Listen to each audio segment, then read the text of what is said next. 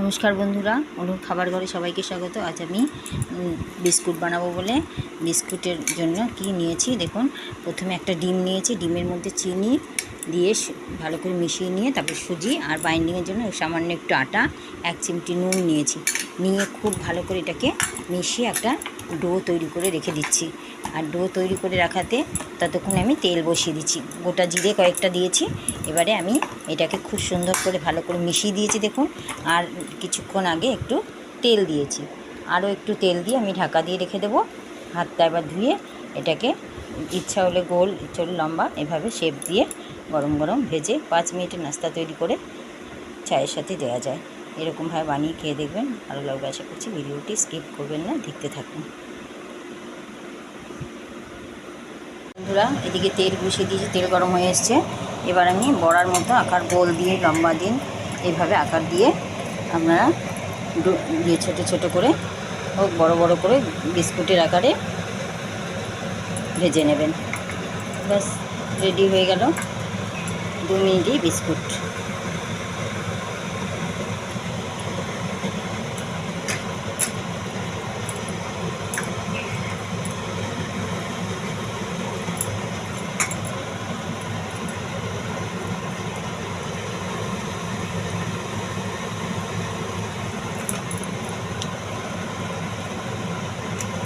কম আঁচে করে ভেজে নিলে কী হবে, ভেতরটা কাঁচা থাকবে না। দেখুন আস্তে আস্তে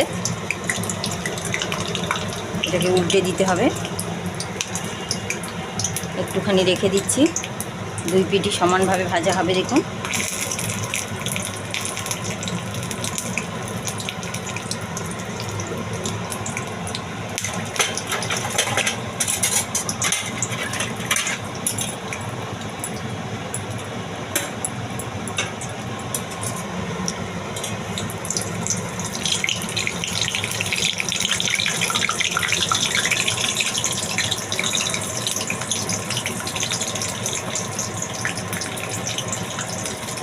খুব খাস্তা জলখাবারে খেতে খুব ভালো লাগবে, চা দিয়ে মুচমুচে, আবার শুধুও খেতে পারবেন।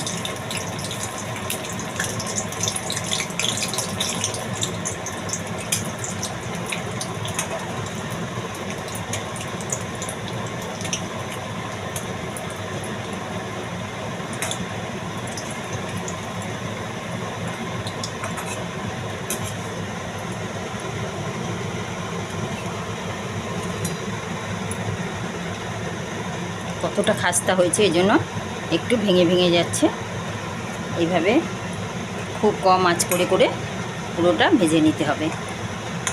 দেখুন আমি 4টে 4টে করে 6টা করে যেমন যেমন হয় সেইভাবে ভেজে নিলেই হয়ে যাবে। আজকে বিস্কুট রেডি। এইভাবে আমি সব কটা ভেজে নেব। একটা টিস্যু পেপার দিয়ে নিচ্ছি, টিস্যু পেপারে সবগুলো উঠিয়ে আমি দেখাচ্ছি। দেখুন বন্ধুরা, আগের 4টে ভেজে তুলেছে, এবারে বিস্কুটগুলো আরও খাস্তা হচ্ছে। দেখুন অল্প আঁচ করে করে আমি এইভাবে ভেজে নিচ্ছি। এবারে আমি তুলে দেব, তুলে দেখাচ্ছি প্লেটে সাজিয়ে। এরকম যেমন শেপ দেবেন আপনি, দেখুন কেমন ভেতরটা খাস্তা হয়েছে দেখবেন, দেখাচ্ছে একটা ভেঙে। আর আপনারা এইভাবে অবশ্যই বানিয়ে খেয়ে দেখবেন। কে কোথা থেকে দেখছেন তা তো জানি না, কমেন্টে জানাবেন কেমন লাগলো বানিয়ে খেয়ে দেখে। আর চটপট এই নাস্তাগুলো তৈরি হয়ে যায়।